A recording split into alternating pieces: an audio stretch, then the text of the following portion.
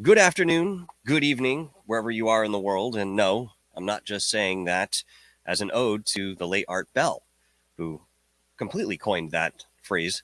The reason I'm mentioning this is because I am here on East Coast time in the Northeast, and my guest is in Dubai, which is 9 hours ahead of us. Now, unfortunately, I still don't see her here, and I can count the number of times this has happened on one hand. In fact, the last time this occurred, where there was a mix-up in the scheduling, misunderstanding of sort, was with Charles Rosenet from a paranormal outfit down in Connecticut. Prior to that, about a year and a half ago, it was Jonathan Trinity Martin, who had on his profile that he lived out in the UK, but actually lived in Peru.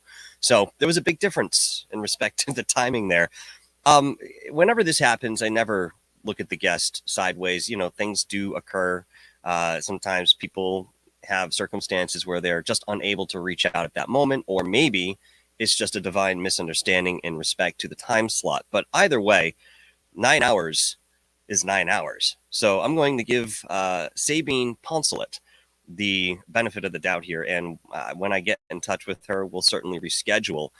You know, I was really interested in having her on. She was somebody who sought me out, explaining that she wanted to be on the show, enjoyed what we did here. And of course, you come at me with that attitude and something to offer. Well, you're going to have a shot coming up here on this platform.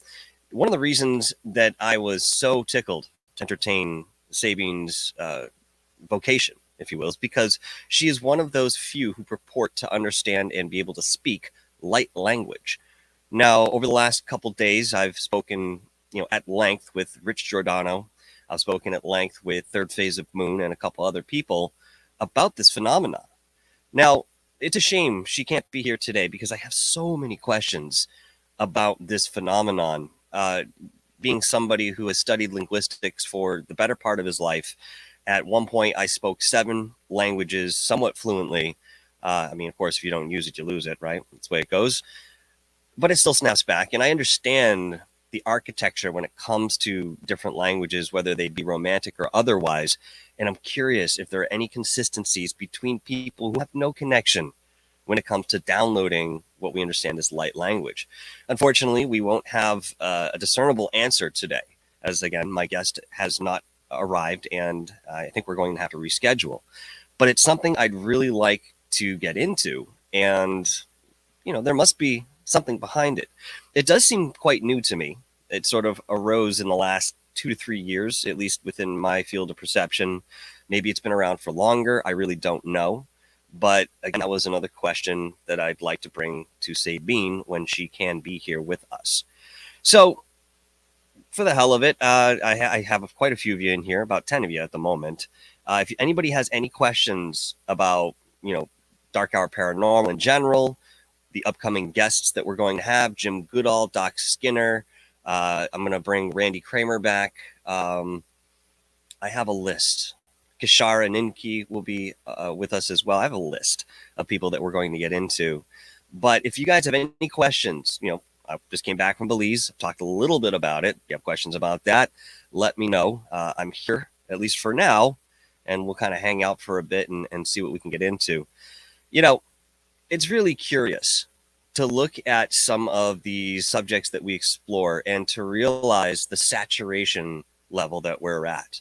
Again, this was another big part of the conversations I've been having over the last couple of days with some of our closest friends.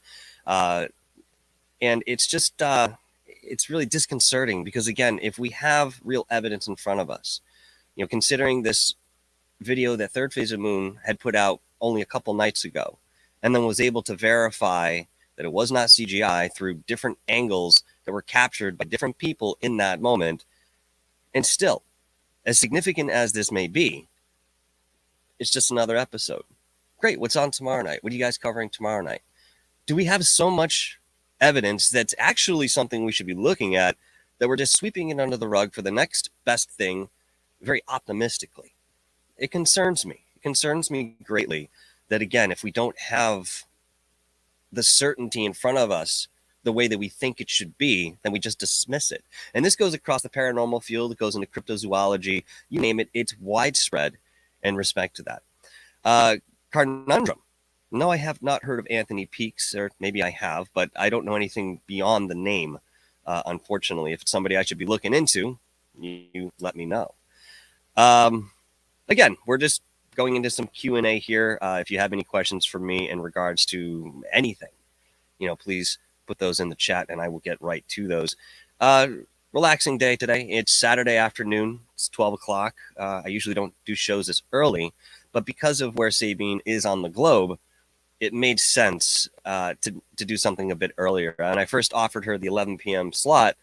She said okay, but was hesitant because it would be 7 o'clock in the morning for her when that show began. I said, I'm not going to make you, get up super early and, tie on a few cups of coffee within, half an hour just to get on the show here. We'll do something that works for you too. But alas, there has been some miscommunication of some sort, some disconnect, and unfortunately, Sabine is not with us today. Let's see what we got here.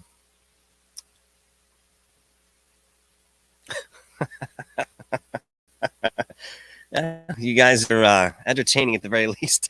Polly T, what's up, brother? Good to see you, of course. It's been a little while for some of you I've seen. But I do see you in other chats, so welcome back. It says, DHP, what I really want is like a 2-hour documentary on actual statistical amount of wood that a woodchuck could really...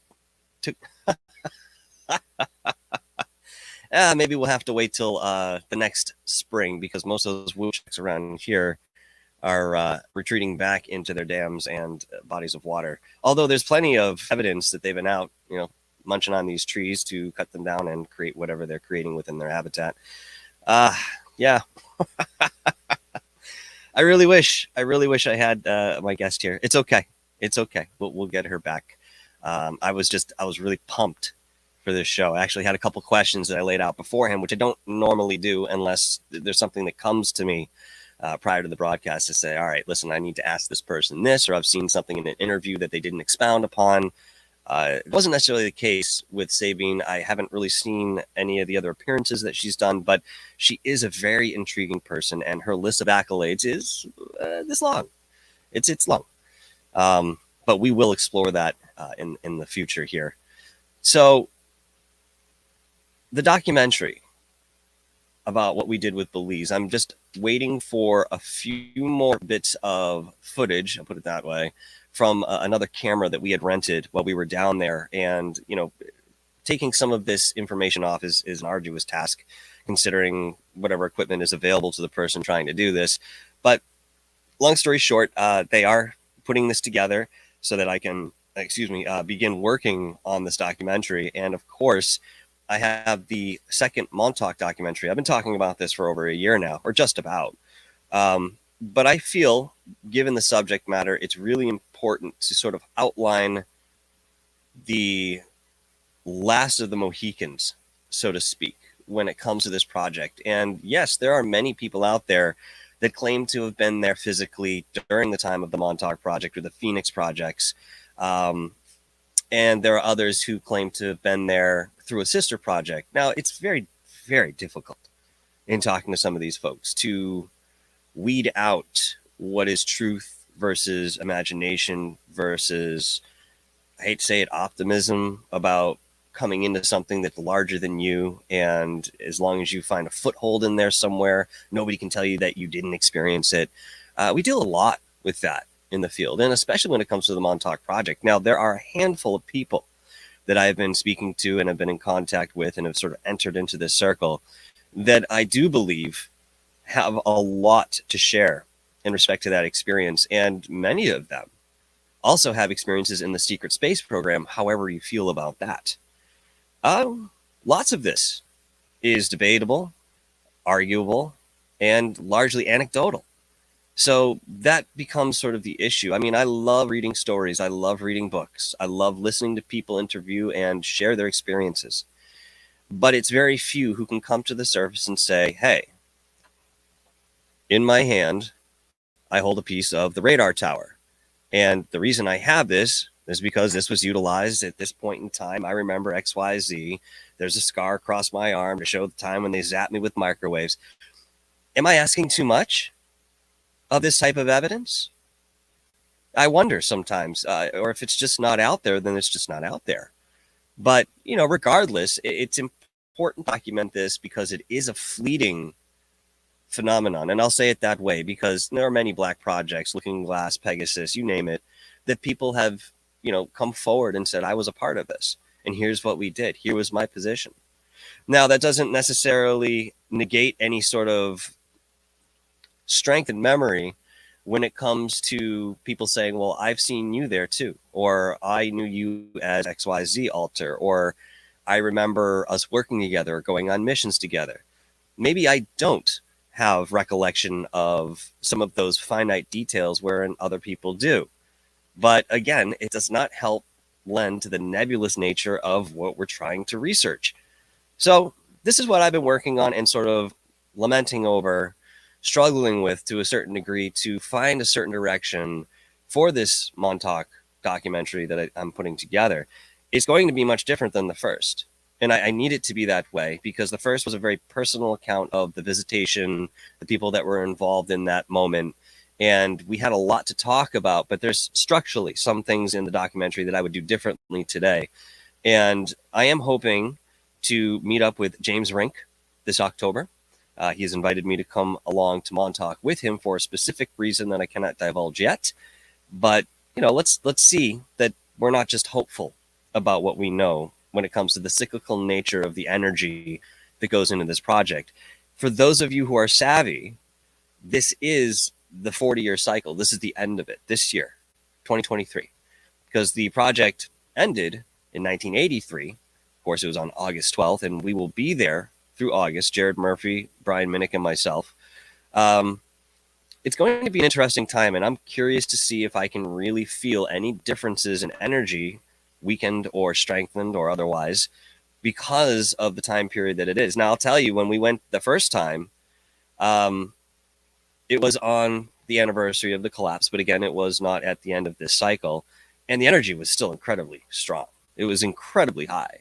So, yeah, again, I'm curious what this is going to be like. Now, I will tell you that within the last visit, I wanted to go back to the planetary cross grid point and, sort of go into a meditation, because this is where I remote viewed and was able to see underneath, deep down underneath. I was surprised at how deep this went within my meditation. It just kept going. It was darkness. Usually it seems like a short spell when you're going in that direction, but it wasn't in this case. And just to kind of quickly reiterate, when I looked down with those spiritual eyes, if you will, as things started to come into focus, I saw a rectangular room that looked like some sort of hospital room. The walls up to about chest height or waist height, somewhere in between there, had the green paint, that like sort of tealish, pukish green paint that, hospitals sometimes have. There was tiled walls. There was tiled flooring that had black speckles with, the white tiles.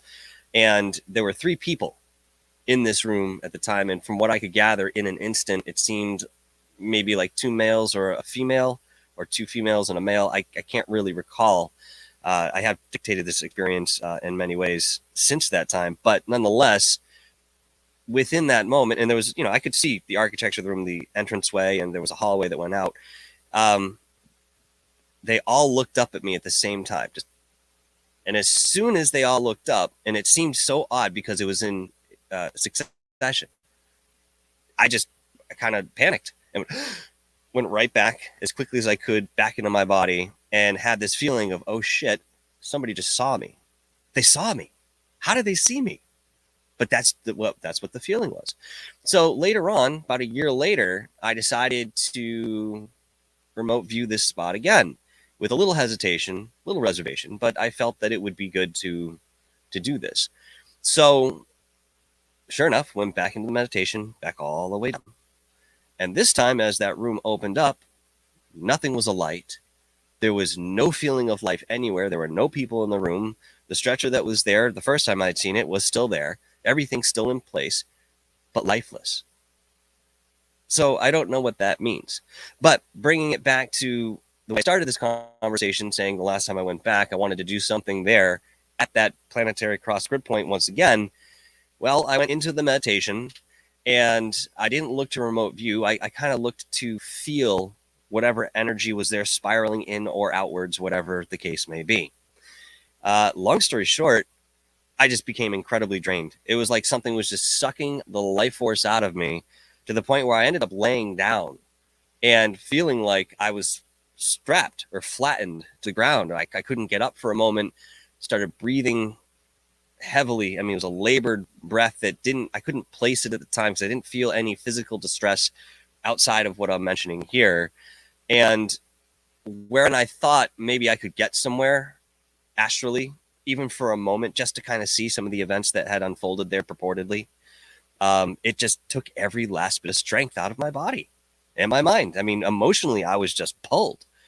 So at a certain point, I started feeling ill. My stomach started getting those waves of anxiety and nausea, to where I had to kind of force myself to sit up and collect myself. And at that point, I somewhat crawled out of the circle and tried to find my energy again. Well, that didn't come until much later that evening. And when it came back, it was pretty sharp and poignant. The return was there, but man, I don't think I'll be doing that in that respect again.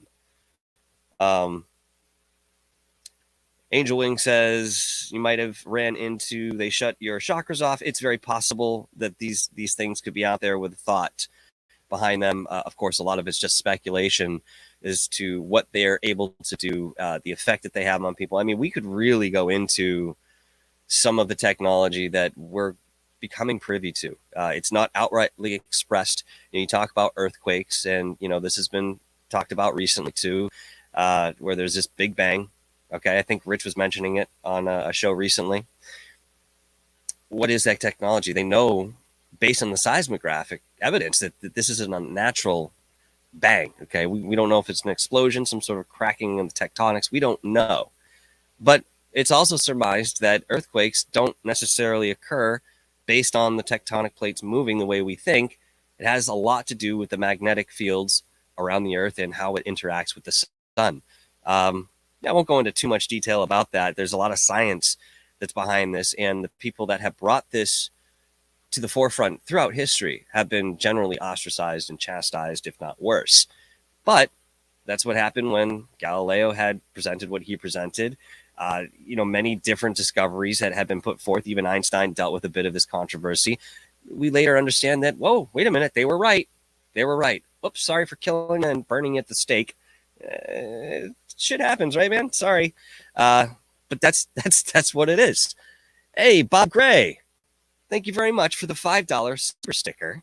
I very much appreciate you guys' time. And of course, the donations that you lend forth go right back into the show. We've been saying this for a long time. And unfortunately, with some of the microphones that I've tried to work with and spent some of this funding on, they turned out not to be the greatest, even if they had a small stint. So I'm working towards a more stable environment within the studio, something I've been consciously focusing on lately. And that does involve the equipment. That involves the hope that very soon in my area, a different internet provider will arise. Because nothing's emerged yet, but they keep talking about this monopoly ending this year. The contract with the company called Spectrum Charter, I think it is, as the umbrella. They have a monopoly, and their contract is just about done. People in the city are not incredibly happy with them in respect to the service, and that may give other service providers a good chance at getting into this market. And I hope they do, because this is awful. I literally have my hands tied, being told I can't put another line in my house because somebody else already has one, but I'm an independent tenant, and they don't care. So unfortunately, we've had to deal with lag and all that nonsense, but I can't wait to bring this to you in a more high def sense. But regardless, Bob Gray, for your $5 donation today, I really appreciate it, brother. And of course, your presence is duly noted as well. I mean, Bob's been around for, I don't know, at least a couple of years here, right? At least a couple of years. A lot of you I recognize and know that you've been around for quite some time here. We've had a hell of a year, and I haven't had a chance to really talk about what happened just before I went to Belize. I may have mentioned it. I may not have, because I don't think I was doing many shows leading up going into Belize. So ensconced in the preparation, the planning, and everything that we needed to do and put together for that trip. Some of you may remember a fantastic podcast called Black Lotus Productions. Now, this was the effort of Damian Gray and Ralph Torlucci, two fantastic individuals who had been interviewing people in the realm of esoterics for a little while at least. And they had their own side of the channel where they were doing those interviews. And then one day, Damian got together with Ralph and said, let's make this a different type of format where we can bring in panel members and we can interview people and we can have, the panel members, talk at length and discuss with the guests. So they'll be part of the panel rather than, the focus of the interview. It's a great idea. Let's try it. So in this endeavor, he reached out to me and said, hey, listen, I love what you do, brother. I'd like you to be a part of what we do. I said, all right, sure.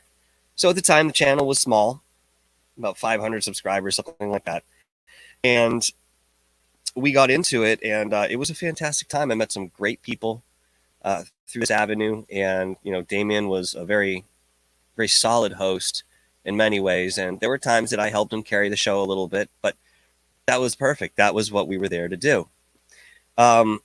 We worked together, I think, for about a year and a half before I kind of had to pull off a little bit, the shows out here becoming much more involved and numerous. I was working with other channels at the time and still am. And so I could make an appearance once in a while, but I never turned away. I always enjoyed, watching Black Lotus, even if I couldn't be there, kept in touch with Damian and Ralph. But unfortunately, about 5-6 months ago, Damian's health took a turn for the worst, and he was dealing with diabetes and the complications that came from that. And he decided that he needed to end the show in a very professional manner, thanking everybody for the time. And, as much as the rest of us contested, hey, maybe you'll get better, he said, no, listen, I think this is it. I'm just going to take my leave. And that was that. Very emotional last show. I remember it quite well. Unfortunately, as time went on, Damian did not get better, eventually becoming bedridden. And just before we departed for Belize, he passed away. Now, this is the fourth person from our circle, okay, that passed away in the last year and some change. It never, there's even with numbers, the blows never softened. And, he was a wonderful person. He was a dear friend of mine. And, I've put out certain condolences, but still haven't had the chance to really talk about it like I am now. Just keep in mind that we're here today. Tomorrow's not guaranteed. And the face of what we do shifts and changes all the time. Some people come in and others, unfortunately, in one way or another, they leave us. But it's about what you do while you're here, the impact that you make, and that imprint that you leave with people to continue within the curiosity and the intrigue and the research if they're so inclined to continue forward. But regardless, we did lose a wonderful guy within our fields, and unfortunately, it may happen again. We just need to keep our heads up and remember that not one moment should be taken for granted, and that we have a very fleeting existence within this particular modality, this format, this physicality, and just to be grateful for it, right? I mean, you don't have to be happy about everything in your life. Believe me, I got some gripes right now, but you got to be grateful for what you have and focus on those things. Gratitude will take you everywhere. I know it sounds stupid, right? It sounds too elementary. Well, if I'm thankful for everything, I'll get everything I want. Well, not quite, but in a genuine sense, that gratitude draws more to you. Okay, and go into the science of that and thoughts manifesting and so forth. Talk to Rich Giordano about thoughts manifesting. That guy is probably the most formidable person that I have ever met when it comes to being able to execute thoughts manifest, repeat it, and then repeat that again. I mean, this is what this guy can do. And yet it's still a playground for all of us. We're still exploring it. We're still trying to understand how this works to the best of our ability. I don't think we'll get a logical thumb on it. But, outside of that, it's been a hell of a year. And we've still got much to do. So, again, Montauk in August with Jared Murphy and Brian Minnick. Back to Montauk in October with James Rink and Brian Minnick.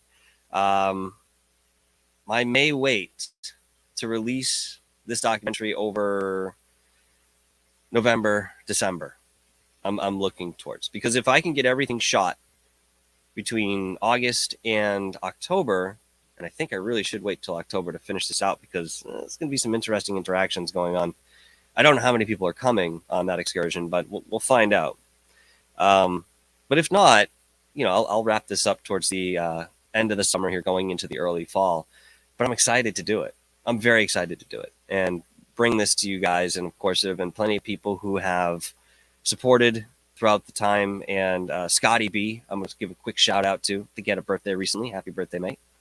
Has been a very staunch supporter, even while we were in the field. And I appreciate that, along with the many others that have given the way that they have as well. All right, folks. Let's see here. Did I miss anything? Take a peek in the chat.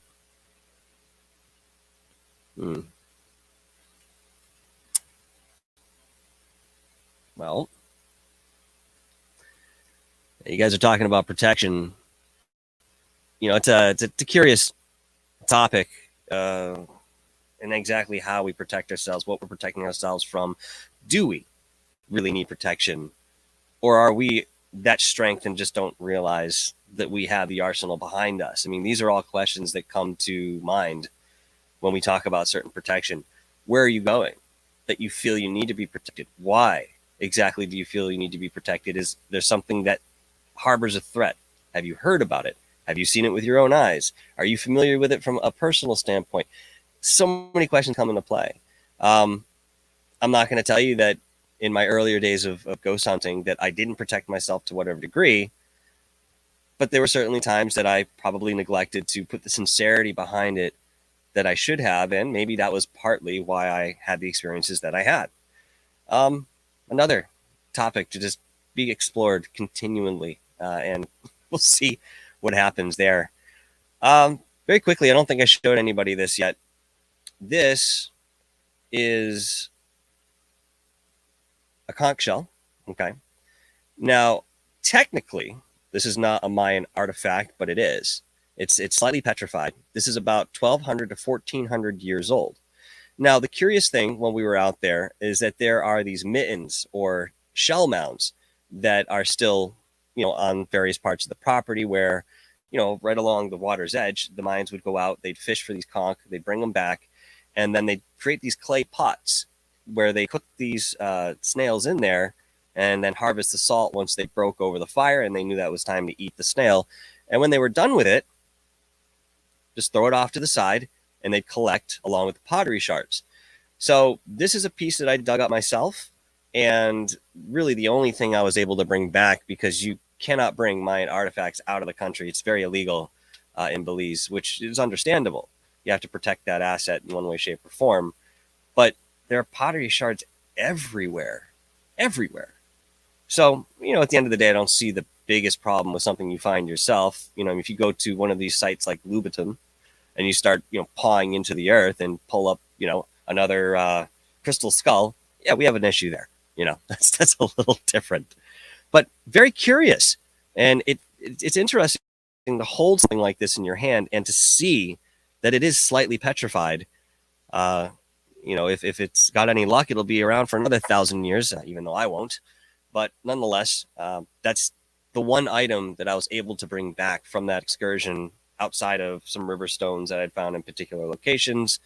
Really, really neat stuff going into this. And of course, the experience of digging in that heat, under the beating sun, with no guarantee that you're going to find anything. And then all of a sudden, it's like finding gold.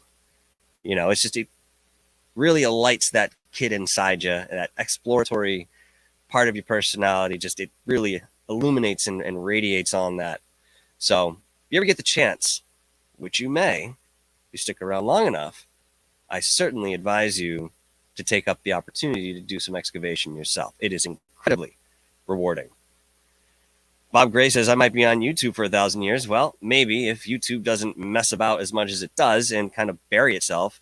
I don't think I know one creator out there who's happy with YouTube in its entirety.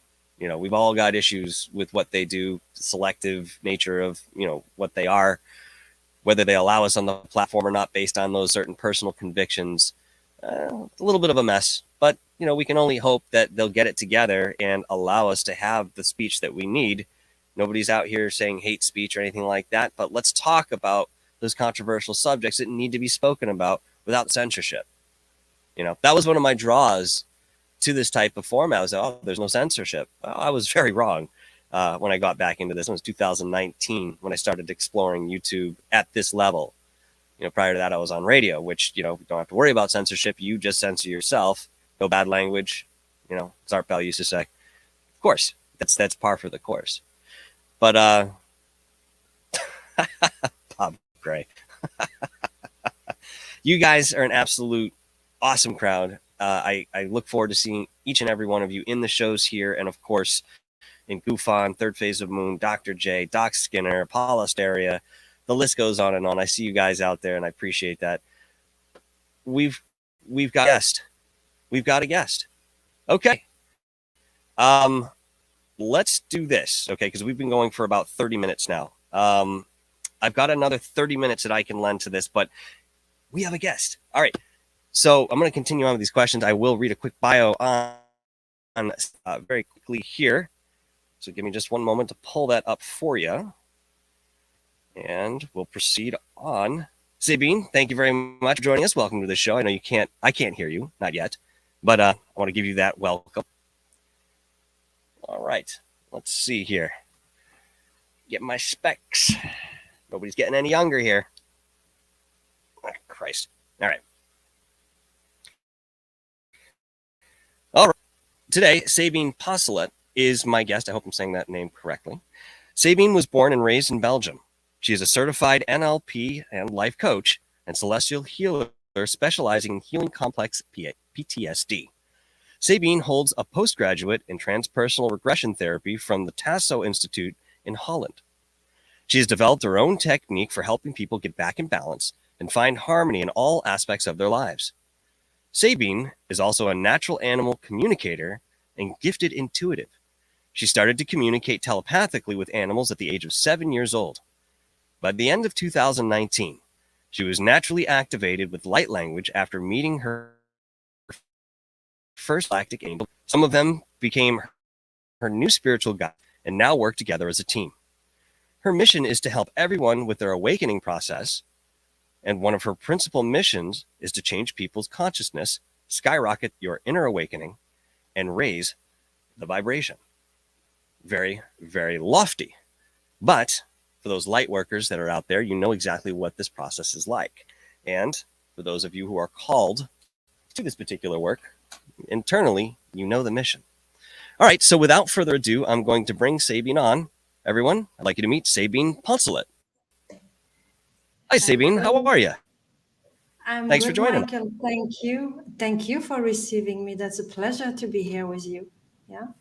Fantastic. Listen, I know we're running a little bit late here, about a half hour in. I've got another half hour for you. Can we work with that? And if we get involved, we can reschedule for another. That's totally perfect. I think we confused the time between me and you because I got 9 p.m. for me here in Dubai, and it will be 9 p.m. in 15 minutes. I think they had a confusion in our conversation previously. That's exactly what I had figured. There must be some sort of discrepancy within the time, and of course this is not an issue whatsoever. Right now it's 12:44 here, so I mean, maybe we didn't account for an extra half hour. It doesn't matter. Regardless, you are here, and that's the most important thing. So let me get right into this with you, because you have quite a few questions for you, given your vocation and your experiences. So in your bio, you mentioned the awakening process, and it's something that many of us have been very deeply rooted in personally, I think, since the late 80s, okay? Because there was this phenomenon of the 1111, a lot of numerology that went behind, the energy that was there. And of course, at that time, it was reported that there were certain aspects or elements about the self that could be accessed during that time. But once the window shut, I think it was around 2012, maybe, approximately, some of those internal challenges or things that you could face weren't necessarily there. You had to do them within that window of time. Okay, so with the awakening process that we're defining today, the work that we're doing, do you find any difference in this process versus what we did over the last 30 years building into the awakening process, if that makes sense. Yeah, it's making sense totally. I would say in my personal case with my own client, and even when I'm giving classes, I notice directly a difference in terms of vibration. It's easier for me today to work with people than before. They understand faster what we speak about when I'm speaking about spirit guides, when I'm speaking about other dimension, other planet, light beings. Before, it was taking a long time to explain until people could understand. Now it's like they click directly when you speak about this. Even in animal communication classes, I remember when I started here, my first official class was in 2013 or 14 here in Dubai. And oh my God, it was very slow. It was a pleasure for me to do it. And I thought it was normal to be slow at that moment, to teach people until they can get it. And finally, they take pictures of the animal and they get the message, you know. Today, Mm-hmm. I do online. I explained the half part of what I was explaining in 2014, 13. They get it directly. I post the pictures on the screen, say, tuck, tuck, tuck, tuck, tuck. And I'm like, oh, wow. I'm amazed. And Huh. I'm very proud and I'm very happy because it shows the changes in everyone. That's really interesting and somewhat revelatory, I think, because, we've been going through this shift and there's been a lot of talk about this on the intellectual level. And yet people need that experiential part to really make this real, ground some of these concepts. Um, you know, it's been said many times, working through a pole shift that may happen instantaneously, which could be cataclysmic, or something that happens in a more gradual, gentle sense. I've sort of erred on the latter side of this being a more gentle process, although there is upheaval here and there. Do you think that we have fully ascended as the Earth into a fourth dimensional space that is now something we can access versus just really living in a third dimensional place maybe 30, 40 years ago? Or are we still in For that process? even fifth for some, even fifth for some people. Some are still in the third, the 3D. Everyone knows that Sure. we see every day. But yeah, I can say many are already in the fifth dimension. Honestly, you can see that every day. I mean, you are in the field like me. I'm not speaking about entering in a mall. It's more difficult to notice that. But yes, for many 4, 5D, we are there already. Not fully ascended. We still have some few years. Yeah. Even me, I still have some work to do on myself to say, today I'm enlightened. Yes, I'm into enlightenment. This is big words. I don't like to speak with that words because finally we are soul and we are enlightened from the beginning. We just have to remember, I would say this way, but between being enlightened or entering into enlightenment, if I can say this way, and mastering it, they still have a gap. Yeah. That's I cannot say that I'm will take master. time. Yeah, it will take some times. Yes, for sure. I think even But we will get lifetimes. there. We will get Sorry. there. Yeah. Oh yes. We will get Oh yes. there. Yeah. Well, I mean, time brings all things and over that linear, we do our best to sort of compartmentalize that to give ourselves certain goal points and what have you. But yes, still very much these personalities. We still have an active ego that some of us works for us, some of us works against us. And yet there are those elements of duality that we're still kind of sifting towards. Would it be accurate to say, because, well, let me put it this way. A lot of people, when they think about, oh, we're ascending into the fourth dimension, the fifth dimension, and so forth, immediately what comes to mind is a visualization of a place. Okay. So they go off to some other place. But it's my understanding, and would it be accurate to say that these dimensions, as we would describe them, are sort of overlaid, perhaps in a more vertical vibrational sense, where everything exists right now? You and I could pop in and out of those dimensions via whatever our vibration holds, Would it be accurate to say something along those lines? Sorry, I'm not sure I got you. Can you reformulate? Absolutely, absolutely. So when somebody says, the Earth is going into the fourth dimension, a lot of people think the Earth physically is moving up somewhere. We're going somewhere different, and physically things will be different. Things will look different. Maybe we're in a different location, but we'll have no question in our mind, this is the fourth dimension, right? And we've left the third one behind. But what I understand, and based on experience too, and a certain research, is that all of these dimensions are right here, right now. We're existing in all of those. The only thing that separates us from experiencing those dimensions is our vibrational level. Would it be accurate to say something along those lines? Yeah, I totally agree with what you just said. And many people, it's like you have a wheel following in which vibrational level you are today. Let's say you vibrate on the third dimension or at certain speed, you will see certain things. And if you vibrate higher, you will see other things that you was not able to see before.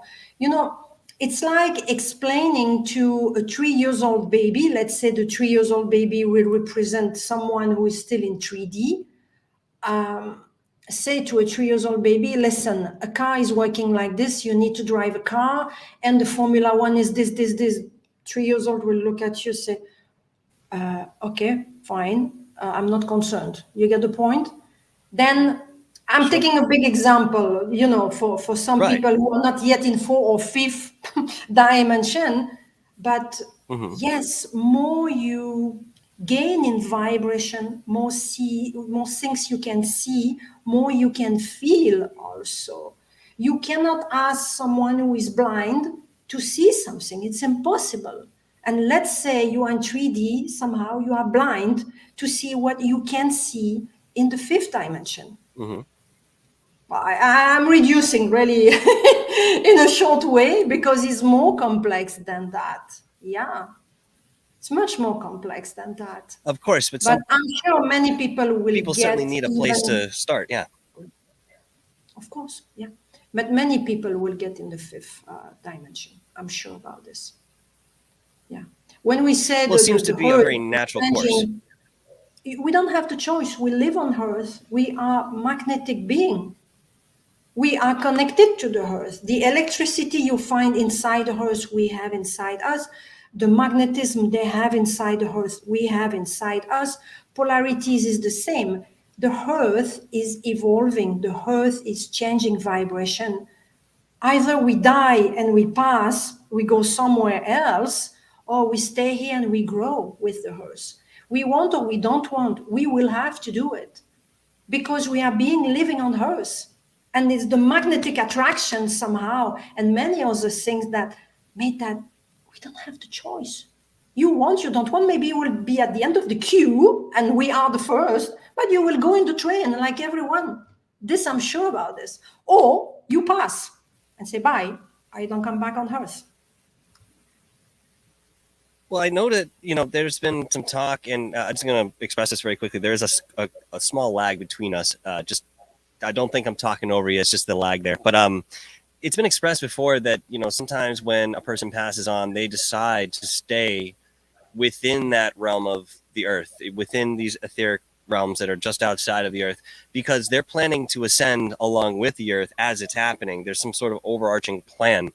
Do you know much about that? Have you heard anybody talk about this type of phenomenon? Yes, but I would say I'm not an expert in that. Then I cannot say I will speak brightly about that subject. Yeah, to be honest with you. No, I appreciate that honesty. And, sometimes it's just a matter of opinion. But if you don't feel comfortable going forward with something, I'd rather I'm not an say exactly expert what you in said. that, to be honest. I know certain things, but it's things that I have heard. Then I cannot tell you if you can verify or you can't verify. I just say things that I have experienced myself, then I say, okay, I give my opinion because I have experienced, or I know because I heard and then I have experienced after. Then in such a case, yes, I'm speaking and I don't mind, I give my opinion. But on this, I just heard, and I never experienced personally to speak publicly about this and say, okay, I know this. No. Absolutely, We absolutely. And prefer to I'm be in the same transparent boat and as you are with that. very, yeah. Speaking of speaking, okay, one of the intriguing aspects of what you do it comes in the form of what we understand as light language. Now, I haven't had opportunity to sit down with somebody who purportedly understands this and perhaps practices light language. Let me ask you first and foremost, many people have created different languages and verbal forms of transmitting code.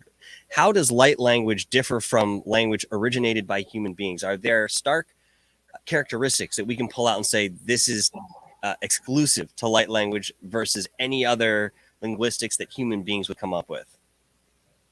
It's completely different. First of all, light language is the language of your soul, is the universal language of your soul. Now, light language is passing the barrier of your brain, meaning if you listen the light language with your heart, you will be able to understand light language. If you try to listen the light language with your brain, it will look like for you gibberish. Light language is first of all a healing vibration. Light codes, that what we write, is also a healing vibration. Let's say in light language, I will maybe say 2 or 3 codes. I'm not capable to say it now. I have to channel this. This is why now it's impossible to give you even an example. Okay. Let's say I'm giving you a code when I'm speaking. Is the equivalent of few sentences in our normal language. Either it's French, English, Chinese, whatever. That's the main difference there. And it's a healing language. It's not a language to exchange. You can, of course, and it's a pleasure. I've done some play game like this with some students. But I mean, originally, it's a healing vibrational language. Yes. So I'm definitely on board with your description of this as something universal. My question would be that, there are many people who begin to channel and find themselves in the realm of speaking light language and then giving their best interpretation of what they're saying, whereas the audience is sitting by and, they're feeling this intuitively. There's been a lot of reaction on, emotional, hear some of this speak. Consistencies between people who channel this. I mean, do we find that some people have a different dialect of the light language based on maybe where they come from or what their experiences were? Do we have consistencies within this to say we could actually quantify this as a language that we could wrap our logical heads around? Or is this something just mainly intuitive? I would say light language is something that you channel as an energy. It's passing through your voice, first of all, and to do that, your throat chakra must be fully open and your heart chakra too. But yes, they have different type of light language. Let's say this way. I will give you an example. When I started to speak light language, I didn't know from where it's coming from. For me, I've been attuned naturally from one of my guides, and I was not really sure. And then I started to apply on client, and slowly I realized that one day I was channeling something from Orion. Another client I was channeling from the dolphin. Another client I was channeling from the light language of the person. Some days I was channeling my own light language. And when I was, because I'm recording all the session, when I was listening after, I was like, wow, this is different. I learned by myself. It's not something that I learned and I took a class or whatever. Sure. Then the knowledge I have is again based on my experience. And yes, people sometimes use light language in a form of chanting. It's not only speaking. Some will use only in speaking. I never used personally in chanting. Mainly in my case is sometimes I'm writing, not always, but most of the time it's speaking. And it's always a different things. It depends the type of healing the person needs, the type of soul it is, because everyone is unique. And I surprised myself to channel light language that I was like, wow, from where this is coming from. And most of the time, I don't try to translate, because I felt that when you try to translate light language, because it's light, light, let's say like this, into our language, it's not the same vibration. It's Sure. like, not you break it. I would not say that. I don't find the right word in English, it's not my main language. I would say I don't try to translate, because I feel it's becoming heavier, and they don't have a proper Mm-hmm. translation in our language. Some stuff that are said in light language, I feel it in vibration when I do healing on people. But if you ask me to translate in human words, they don't really have human words to translate that. It's a pure vibration. Yes, you can give a sense of, okay, I channeled this light language today about healing this, that. But you cannot put a full sentence like you write a book. No, because it will become heavier. That's my feeling. No, that's a very good thought. I think, you know, spoken language as it is very limited, and this is something that we realize. But in that respect, the certain symbols that we use within the alphabet, the way that we put these words together, hold certain vibrational significance. And I think we're doing our very best to, work with what we have within the third dimension to, have a language or something akin to this that holds the type of information of the higher spheres, if you will.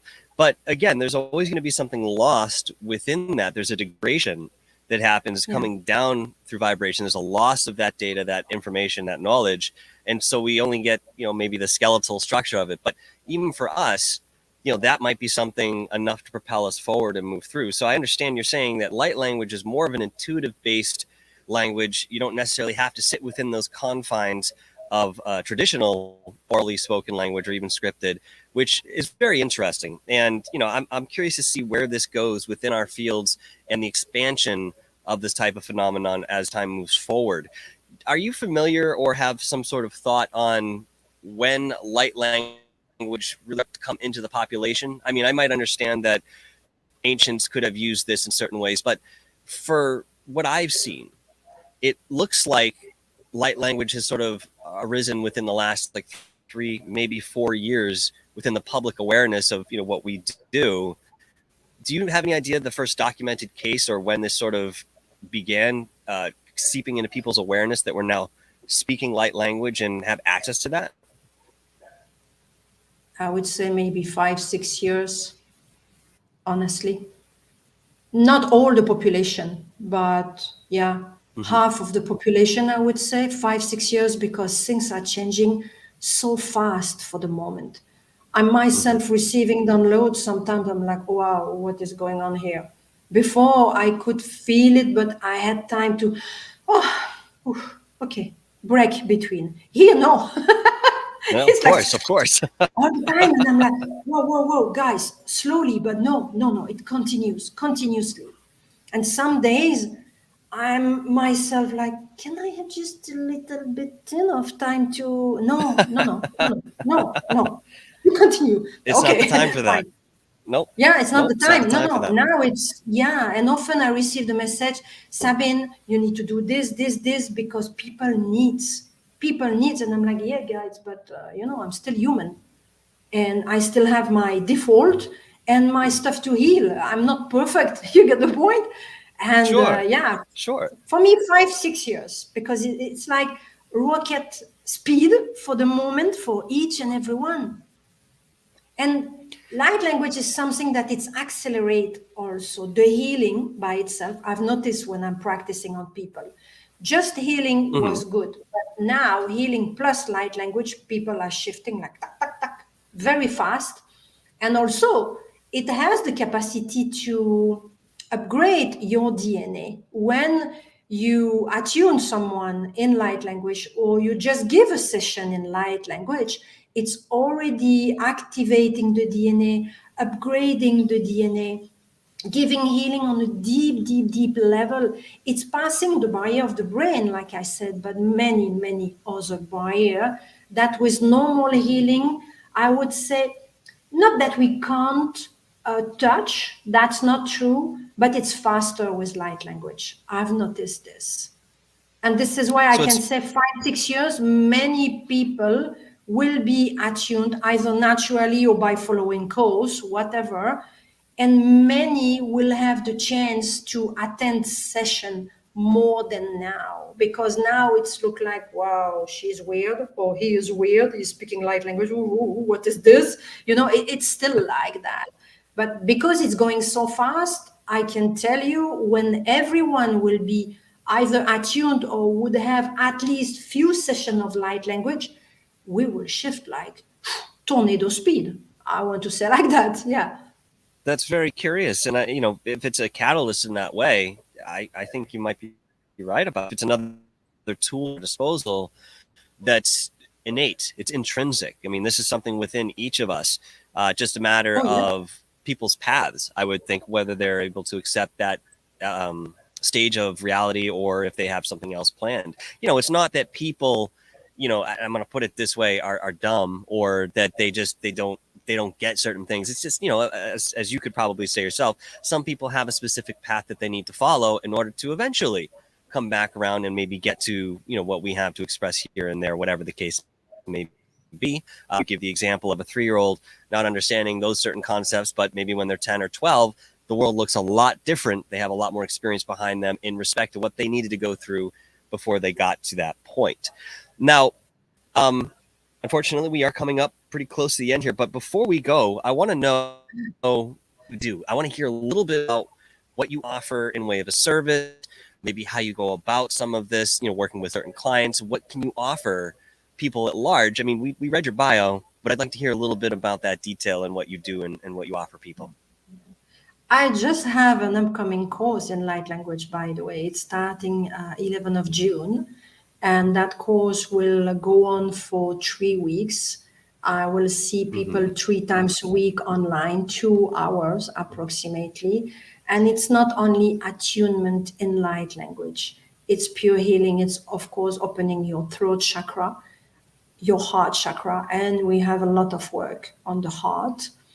Attuning people in light language, teaching them how to write, but mainly remembering who they are. That's also the purpose of that course. Then for whoever is interested to discover this, I'm starting on the 11th of June. Now, what I do, to be honest, I don't like to speak too much about me. I like to say, okay, come, I can help you. You get the point? You need to move, follow the train, Oh, sure. and we all have to go and heal. That's what I want to do most of the time. I have to be very transparent and very honest. Speaking about me, I know I have to, because people have to know me. But if I could go on the street That's it. and say, okay, come here, we heal. We need to change the world. You get the point? I would do it. Well, let's come back and let's be serious now. I'm teaching also animal communication. I'm an animal communicator. This is something natural in me. I was 6-7 years old approximately. And I rejected that for years. Then I jumped again into it. But I worked on animal with light language. I do healing and I do animal communication in the same session. Because for me, it's very important to do all together. Just speaking with the animal is like a therapy, is very good, but most of the time, animal needs healing. And I've noticed again with animal, if I do light language within the session, the shift is much faster. And also something important with light language. I had an experience with one of my clients at the vet. I was doing light language on the cat who was into the arms of the nurse. My client was in front of the cat holding the camera, and I was doing light language. Her daughter was behind playing with the phone. the daughter said during the light language, I had to leave my phone and my heart felt so heavy. I felt that I was processing and releasing something, which I didn't understand, she said. And when the mom told me that, I was like, wow, light language, go to that stage. Just imagine I'm working on your dog. I do light language on your dog. It's also valid for you, which is amazing. That's the beauty of light language. You It's see? sort of synergistic. Yeah, it's Let me ask you amazing. quickly. Let me ask you quickly here. Many years ago, I had a little dog, and this animal came into my life when I was relatively young, maybe 8 or 9 years old. And he was with me all the way up until I was in college. As soon as I got to that point, he took a different turn. But throughout that time, I had one reading with an animal communicator, I think around 18 or 19 years of age, and she expressed that this little dog had the absolute focus, attention, and mission to come into incarnation for me specifically. Maybe it was something to work with in way of karma. Maybe he was there to be a beacon of guidance of some sort, throughout those earlier years of my life. Whatever the case may be, she stressed that this dog was here because of me. Have you found that in many of the pets or the animals that you've communicated with, that they have this uh, element of existence for the owner that came? I mean, of course, it's synergistic too, but at the same time, Yeah. They choose us. Sometimes they even come back in the same family. Not always. Michael, I don't know what is going on, but I lose you. Okay, you came sorry, back. the I've lost internet, you. we have a I've storm going lost on you right for a now, so while. it kind of plays. Did you miss the question? That's not good. Yeah. No, I Okay. heard the No? question. Yes, they come with a mission, very specific mission. They know in advance to whom they will go. They know in advance, including suffering. They know because they are highly evolved being. Mm-hmm. And when I say they choose, they honor, they know exactly what type of work they will do. Some dogs are coming with a high intelligence because it needs for the owner.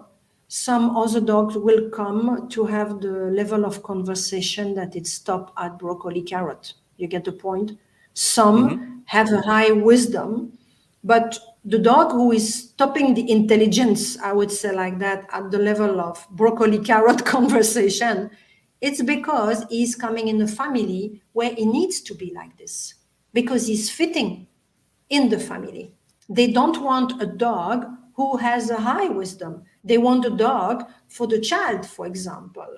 And they want a dog who doesn't have any intelligence, because at the beginning, their purpose is having a dog just to play, nothing else. They don't want to have any other things to deal with.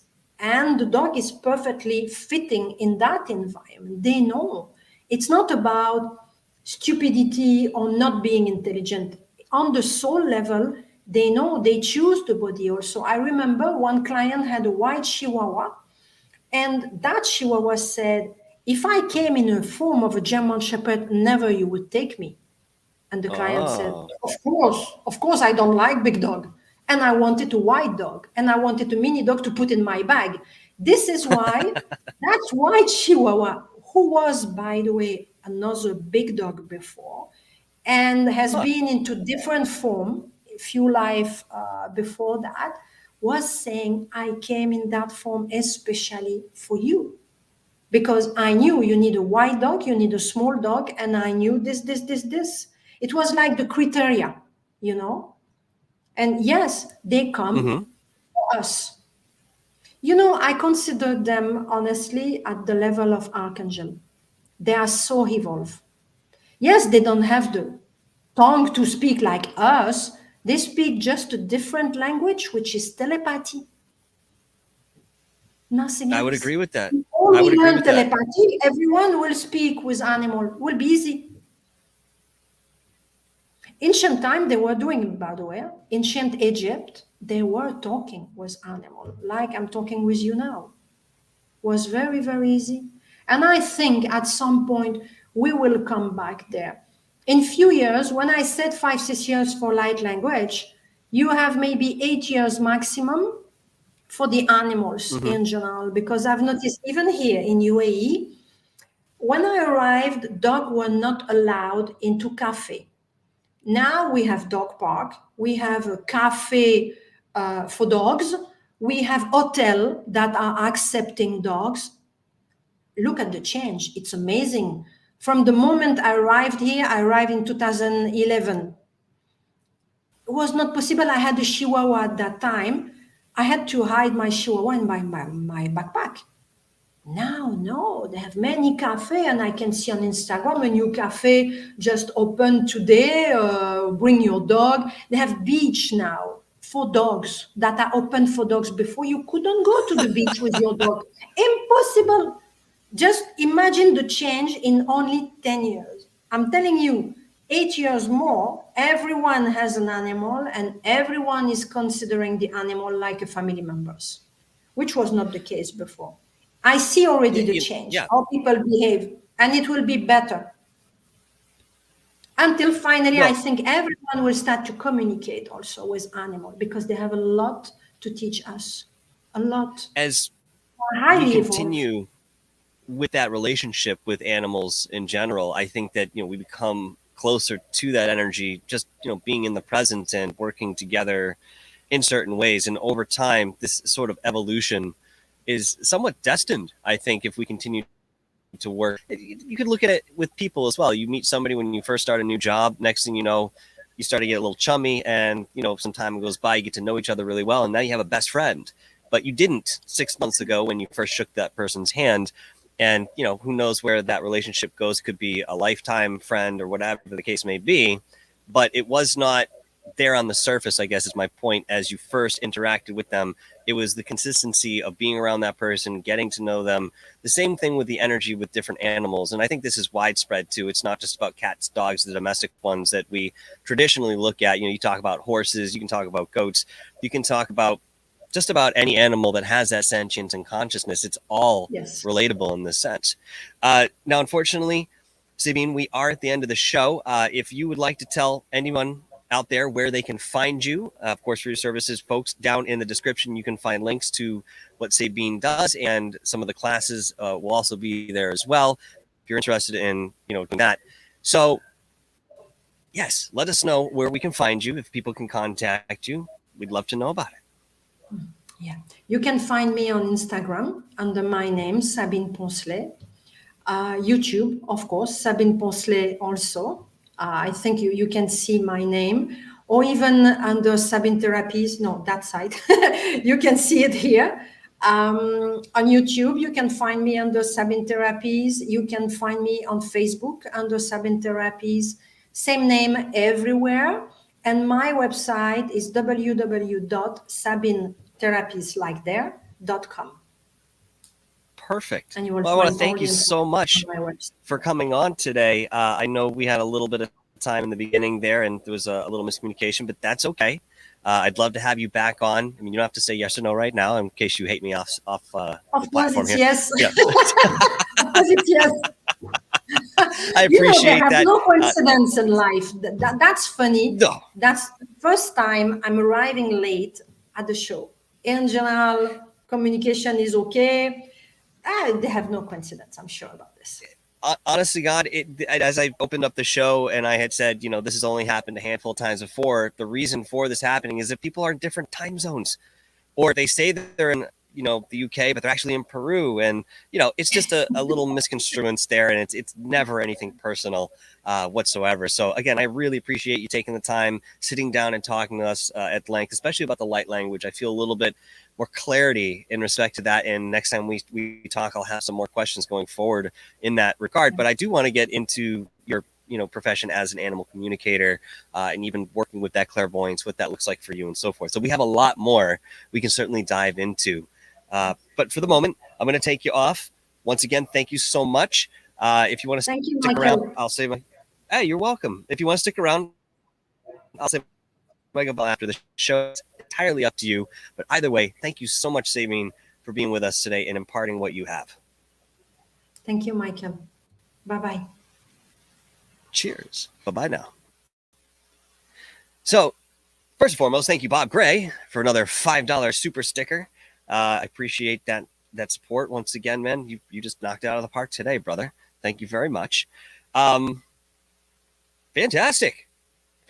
I'm really, really happy with the way things turned out there. We're looking at a discrepancy of what, half an hour, 35 minutes, something like that we were off. Whoops. Yeah, it can happen. I mean, when you're talking about 9 hours between, you and another person, that's fine. We were gifted and blessed with Sabine's presence today, coming in about the half hour mark. I will notate that within what we're doing here, that anybody else who is interested in watching the show knows that Sabine is here, and we do end up talking to her. And yes, 100%, I will have her back to speak with us. And of course, as you heard, we have many other subjects to get into. But for the meantime, keep your eye out.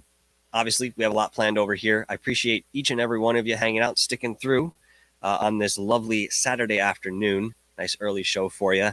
I will be back next week. I do have somebody potentially for Monday. Haven't got the confirmation yet, but I gave him a date. I gave him a time. And we'll see if he comes back to me and says, all right, cool, let's do it this way. Otherwise, we'll move it up. But I am shooting for Monday for our next interview. In the comments, let me know. I know there's only a handful of you here at the moment. Okay. Let me know. Do you still want me to go out and do those mini documentaries? Because I'm going to be honest with you, a lot of effort goes into those damn things. A lot of effort goes into those. And I did take a week off about a year ago before I filmed the Bridgewater Triangle documentary, wherein I went out every day, shot every day, edited every day, and released a mini documentary every single day. I didn't feel the response was overwhelming. And I just want to know if you guys want me to continue to do that in respect to the format. Yeah, obviously it won't be every day, but it's something that I enjoy.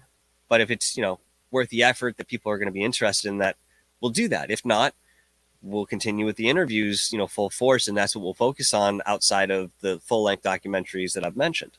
So in the description down there, in the comments, if you just want to let me know what your thoughts are on this, let me know.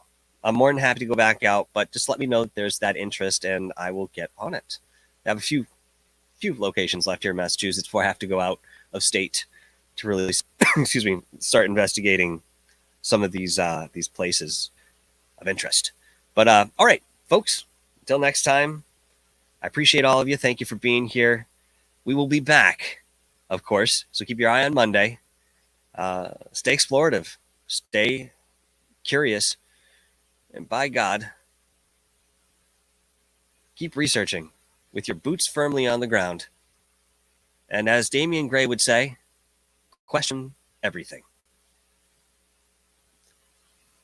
Ciao.